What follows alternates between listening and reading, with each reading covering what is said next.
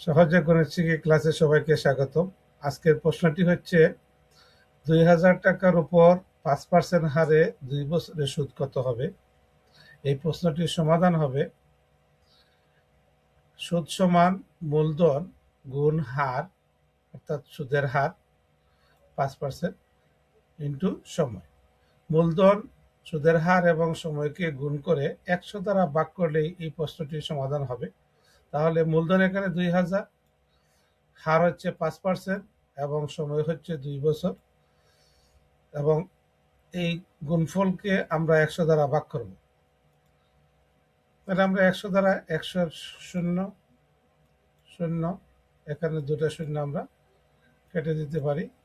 তাহলে থাকবে ২০, ৫ ২০ ১০০, ১০০ দোকানে ২০০, ফলাফল হবে ২০০ টাকা সুদ পাওয়া যাবে।